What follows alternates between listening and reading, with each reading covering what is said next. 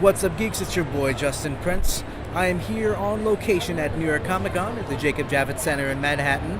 So before I get too busy with the show, I figured I might as well make up for the fact that I didn't get a news show out to you guys last week.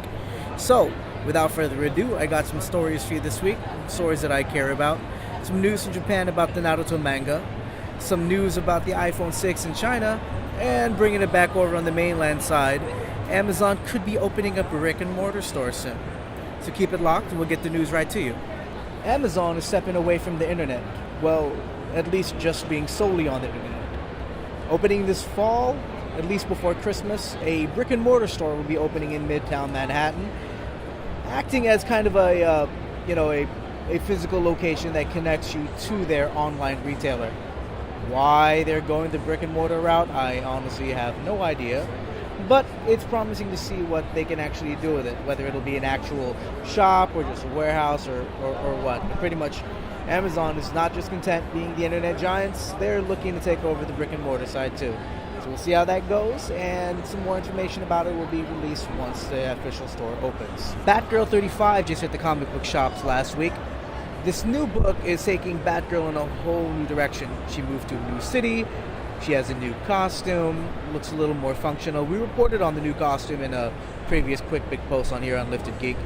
But after reading the book, it's looking really promising. I'm liking what they're doing with Batgirl for this future series.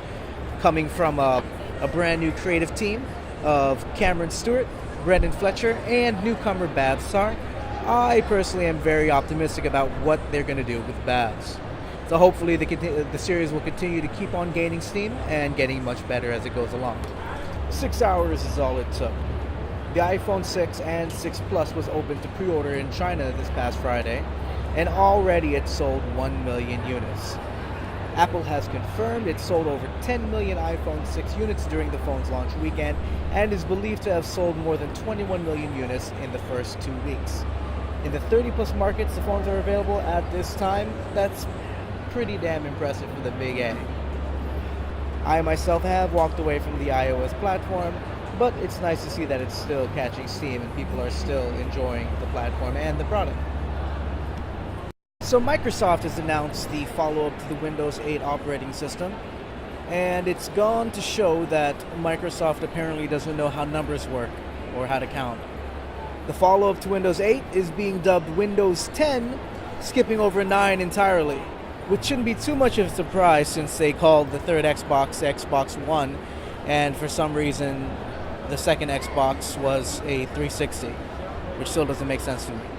But anyways, I have a few small details about it. They're going to add a start menu finally to Windows 10, and on top of that, not much else I know aside from a few cosmetic things. So until I can get a hands-on look at it, you'll have to keep it locked and, we'll see how it goes. But so far, I honestly just criticize how ridiculous they are with their naming of programs and products. The Xbox One was kind of a what the hell moment, but Windows 10, they could have at least given it a new name, done something like what Apple does with their Mavericks or whatever other Magic Cat or something they do. But skip entirely over the number 9 makes absolutely no sense to me. But of course I'll review it and we'll get that information to you. After 15 years, 15 long ninja-fueled years, Naruto is coming to an end.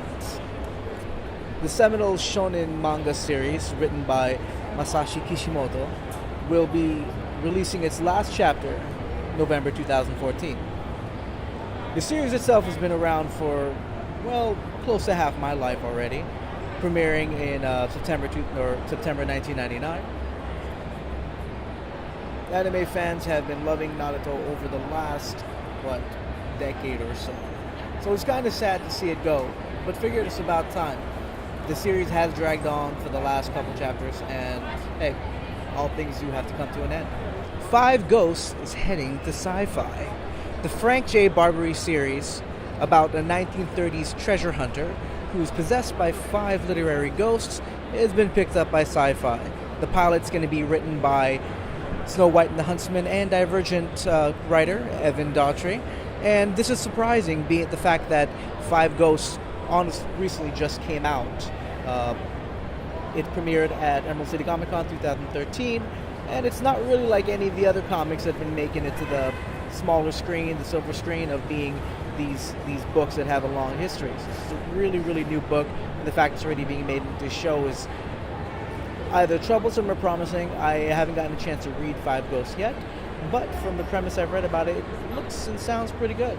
Look to sci-fi for the pilot to air, most likely 2016. SNL alum and comedy legend Jan Hooks died this week at the age of 57. Notable for playing characters such as Sinead O'Connor, Hillary Clinton, and one of the Sweeney sisters on SNL. She also had a run on Third Rock from the Sun and 30 Rock. The comedy world did lose a gem, and our thoughts and prayers go out to her family and friends. Okay, I'm really tired.